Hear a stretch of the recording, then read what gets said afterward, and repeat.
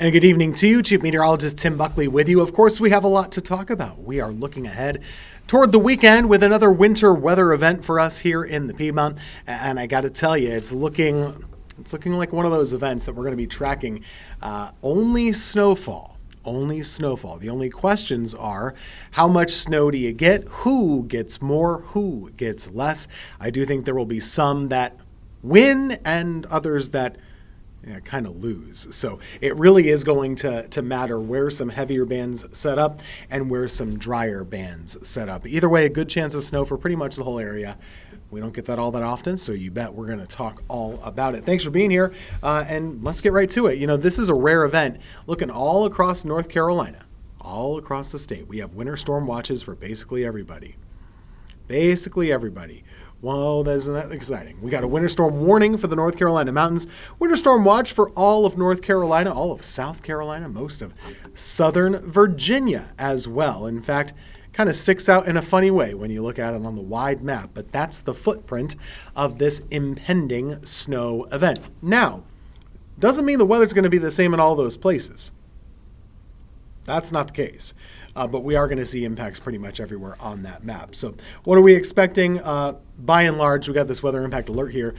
With good reason, I think Saturday might be a difficult day to get around the area, and probably one where you should plan on not doing that. I'm not going to tell you what to do, but that does seem like something of a smart choice to me, to kind of hang out at home on your Saturday. Significant snow, which is not just a baby amount, 1-2 inches here or there. You know, we really could see about 3 to 6 inches out of this thing, and that's something you'll want to take pretty seriously as well. So going ahead, let's take a look at the main points that I have out here for you. The start time, this could be starting right about 24 hours from now. So basically by about 11 o'clock tomorrow night, we could start to see some snow popping up on the radar. Now, it might not be reaching the ground yet. A lot of times that takes a while for that to happen. But I do think late tomorrow night into early Saturday morning is when this thing starts to crank up. It should be ending about 24 hours after that. So it's about a one-day event.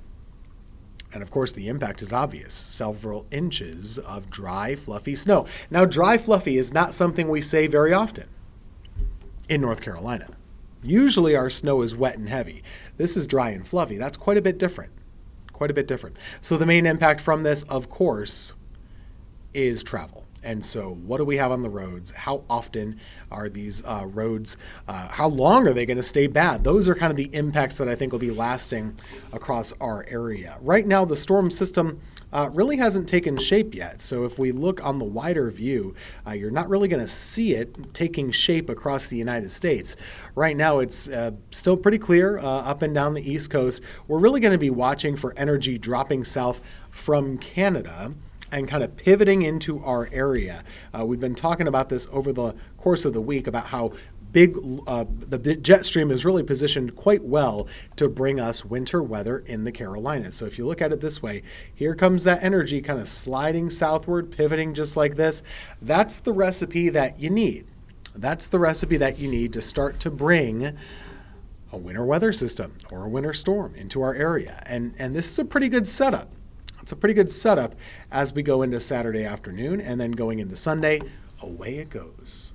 Off it goes. So that's kind of why this would be happening. To show it to you in another way on just a surface map level, you'll be able to see where the low pressures and high pressures are forming. But if you're one of these weather watchers that kind of watches Carolina storms, this is more of a coastal track than an inland track. And typically for us, that means only snow and no mixing with sleet or freezing rain. And isn't that rare? And isn't that appreciated as well? So you're going to have low pressure moving offshore, kind of like this. So by Saturday morning, we're starting to find that energy is taking shape over the Atlantic, and we'll get some snow that develops on the back end of it. Now, the question, and pretty much all anybody wants to know, is, well, how much about in my backyard? That's what you want to know. And those are always the trickier things to answer, right? So by and large, right now, kind of as it stands, I have some thoughts about the system, and we can talk about this a little bit. My concerns overall, I'm not really worried about us getting snow. I'm pretty sure we're going to get snow. And that can be a big question sometimes, but and it can be stressful. It could be stressful Saturday morning even. But I'm pretty sure we're going to get snow.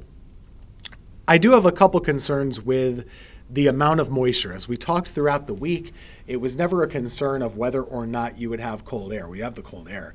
It was a concern of would you have the moisture or not. And as it became clear we would have moisture, now it's a question of about how much. And on some models, it looks more impressive than others. But one of the factors that I'm starting to notice, and whether we have long-range models, which forecast the whole globe, and then we have shorter range models that forecast just a smaller chunk of the Earth, or a lot of times just North America.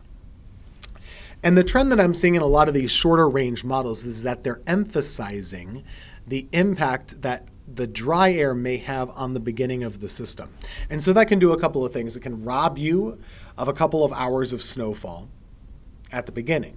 So let's say, okay, we're expecting this to start around midnight, early Saturday morning. Well, if the dry air is too strong, it might not start until 7. Maybe not until 10. Those kind of things, when you're eating away hours, that can rob you of some moisture. On the flip side of that, you could also see how that dry air kind of sets up some drier slots. And when we talk about a dry slot, that's basically you're in the middle of a storm and it's going okay, but there's an area that develops that stops having precipitation. And that's something that could happen for some folks. So when I put this map together here, I just want to explain kind of why I'm doing this, but I do think that there are some dry slots that could develop, and at the same time, some heavier bands. So you could have some banding features. Sometimes think about like a tropical storm or a hurricane. You can get these heavier bands that kind of work through. They dump a lot of rain and then it stops for a bit and then they dump some more rain. This is kind of going to be a little bit like that. And so when you get these heavier bursts, you'll add up the snow pretty nice. And then when it stops, you might linger dry for a little while.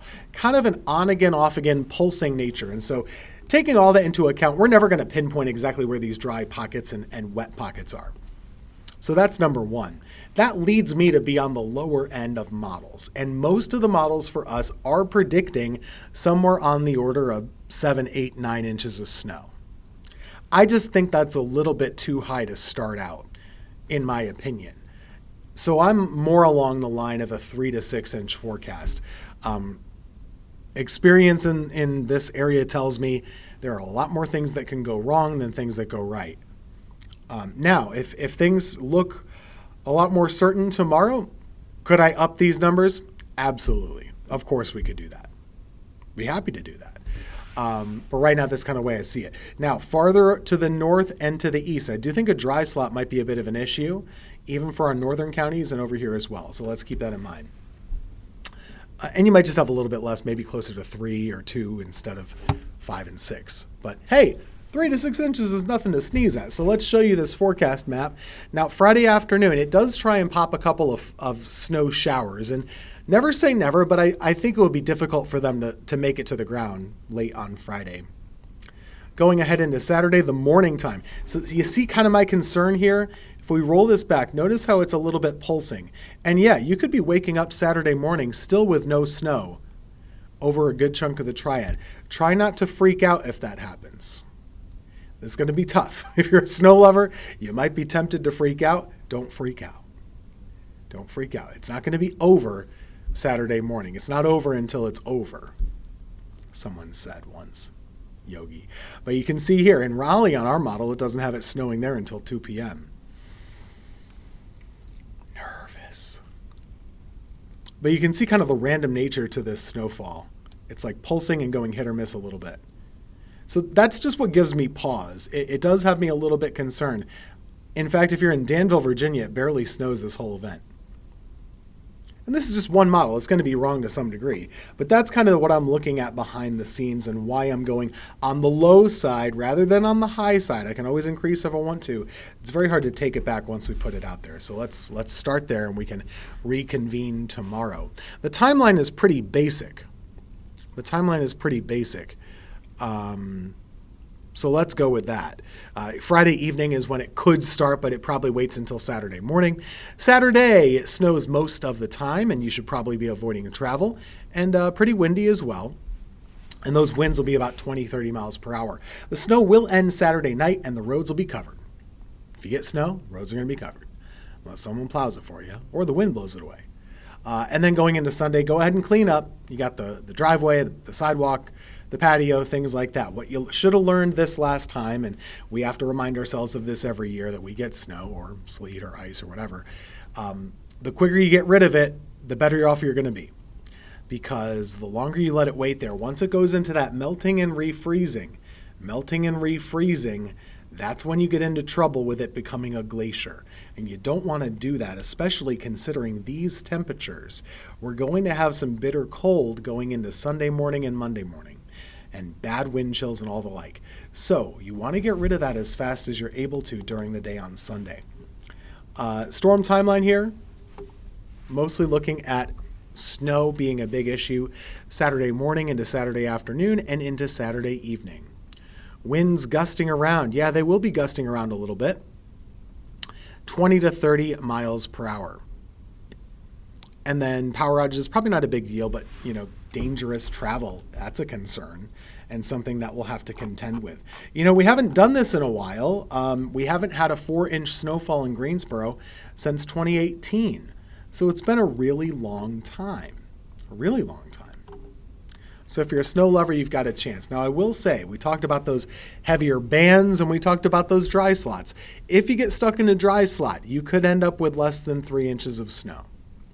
If you get in one of those heavier bands and it lasts a long time, you could end up with more than 6 inches of snow. My forecast is in the middle of that, 3 to 6. I think that's wise for most of the area, but just putting that out there for you that those are kind of the range of possibilities.